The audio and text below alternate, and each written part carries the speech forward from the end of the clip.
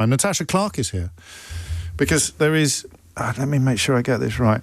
The Labour deputy... There's a big... I missed this story. Was it big last week? Apparently Angela Rayner resigned. Apparently she did. Did you miss all of this, James? It came after your time. It flew by me.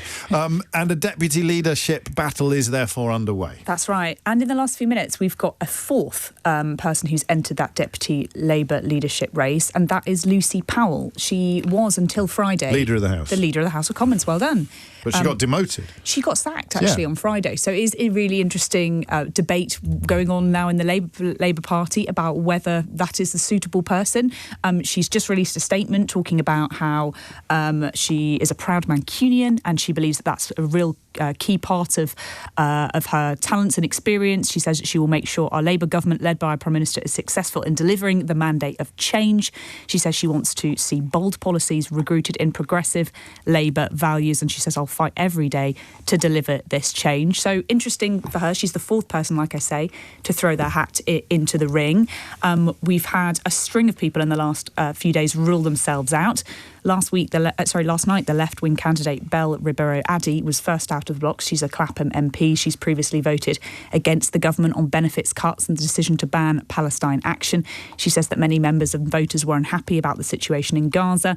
And this morning we've had Emily Thornberry out of the blocks, obviously previously a huge part of the Labour shadow team. Only one not to get a job in the cabinet. Only one not to get a job. Shadow minister not to. Do we know why? Well, I'm not sure, to be honest with you. Obviously, one of the few people that was, like I say, not given that job. But one of the few people, I think, in this leadership race who may be wanting to go into it as a little bit of a revenge candidate, right? So she's got, a little bit of an axe to grind against the Labour leadership. Who's the best one so far from Starmer's point of view?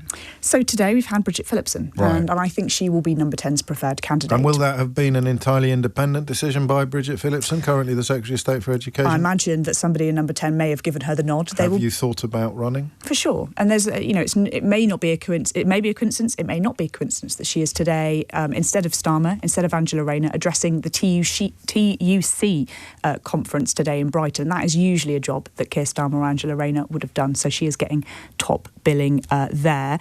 It's interesting because the people I've been talking to in the last few days say it has to be a woman and it has to be someone not from London in order to balance out Keir Starmer. And Phillipson has used those two things today, saying, I'm a proud working class woman from the North East. I will bring determination to every battle ahead of us. Does she have an accent, a strong accent? Yeah, I think so. She does. I'm not being glib. I think that might be significant, actually, in the sort of slightly two-dimensional nature of modern politics. And to that end, a slightly odd question.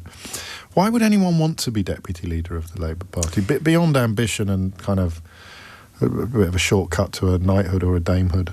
So I think if you're outside of the cabinet right now, and many people do think that they should be outside of the cabinet, because as one minister said to me, we need somebody who's going to be able to throw a few rocks at number 10 if they need to, in order to show that voice of the Labour leadership, to show that voice of the membership. Rayner wasn't outside the cabinet. She may have been inside. I think she was inside the cabinet. I think she was that voice to the Prime Minister inside of the cabinet. But that's exactly it. And many people think that is something that needs to be done right now, to represent the voice of the members, to represent the voice of the MPs, and to really be that bridge into the cabinet. But obviously we had somebody that was deputy Prime Minister, and now they're not going to be that role going forward. It's just going to be deputy Labour leader, so that might be less appealing for some candidates. And do we think that's it, or are we expecting more hats? I think there'll be a few more hats, but to be honest with you, this is basically the end of my list of people that I thought might run. Louise Haigh ruled herself out. She's the former Transport Secretary.